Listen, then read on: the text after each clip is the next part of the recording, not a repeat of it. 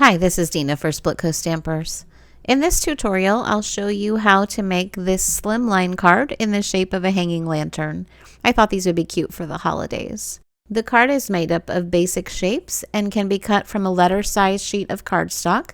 It is easiest if you make a cut at 6 inches from the short side first, and here you can see how I made my cuts to get the most out of one sheet. The pieces you'll need are a card base, which is 6 inches by 5.5 inches, the lantern base, which is 3 inches by 5.5 inches, two 2.5-inch squares, 2 strips that are 1/4 inch wide and 6 inches long, 2 strips that are 1/2 inch wide and 1 3/4 long, 2 tiny 1/4 inch wide strips, and a 1-inch circle.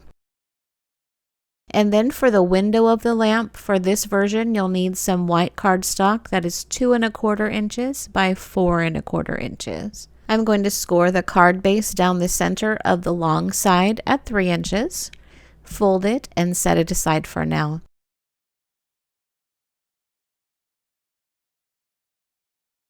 Next, I'm going to cut up these two 2.5-inch squares, and I found it easiest to cut them both at the same time. So I used a little temporary adhesive to hold them together at one corner. My first cut is going to be a diagonal cut from corner to corner, which will give me 4 triangles. I can discard one of those, and I need one whole one for the top of my lantern. The other 2 are still adhered together, and I'm going to cut them a little more. I need a 5/8 of an inch strip cut from the long side, and one of those will be the base of the lantern, and you can discard the other one or use it as an accent at the top. I have 2 small triangles left, and I'm going to cut 1/2 inch off of each end at the long side, and that leaves me with 2 5-sided shapes that will be at the top of my lantern, and we will use both of those.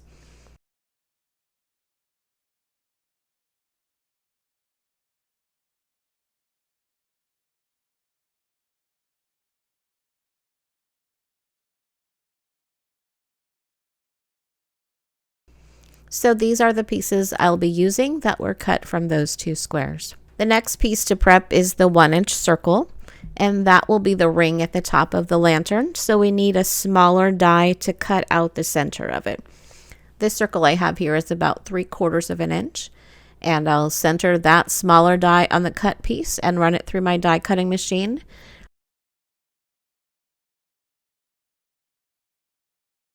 And there is my little ring for the hanging lantern. The little 1/4 inch strips will connect the ring to the lantern top, and my strips here are 1/2 inch long. But if your ring is a little thicker than mine, maybe your center circle wasn't 3/4 of an inch, maybe it's a little smaller, so your ring is thick, then you might need to make your strips a little longer to create a strong join between those 2 pieces, and you'll see what I mean when we put it together. I rounded the top corners of my strip with scissors, and that is optional. One more piece to prepare, and that is the window of the lantern. For this sample, I used white cardstock, and I just created a warm glow on the cardstock using brushed yellow ink. It's a little more concentrated in the center.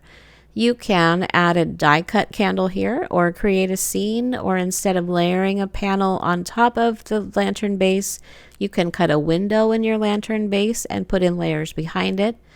Be sure to check the Split Coast gallery for ideas before you start. There are some great samples in there for inspiration. To assemble the card, you will start with a base layer and center the window panel on top of that. Next, you will adhere the long strips from corner to corner in an X, and they should fit fine, but if you need to trim off little corners, you can do that.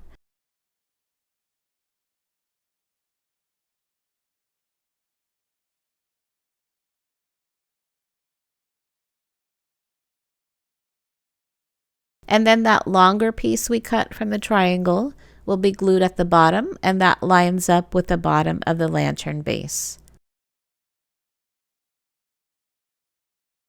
For the top of the lantern, I'm using my grid mat to help me keep things centered. So start with the large triangle, and you can tape it in place if you need to keep it from moving. The 5-sided piece will go about an inch from the bottom of that triangle.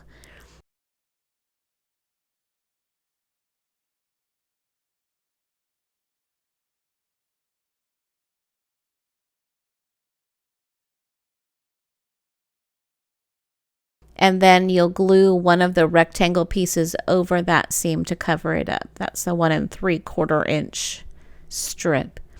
And that is placed where the corners meet the edges of the triangle.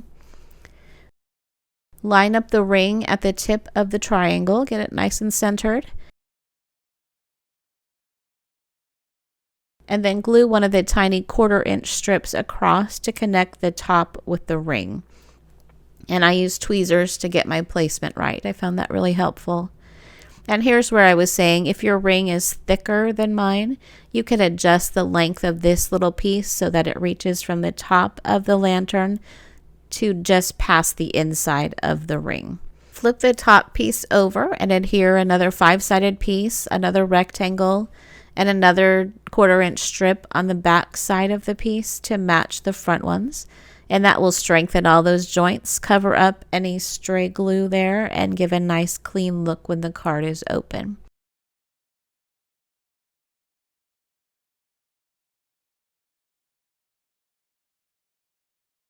The top piece can be glued onto the front of the lantern base, right where the edges of the topper match up with the corners of the base.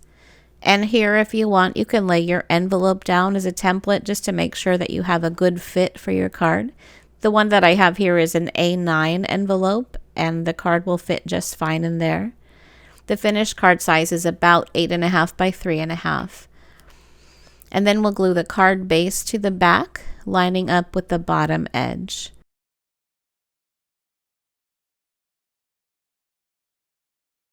You can embellish the front of the card however you want.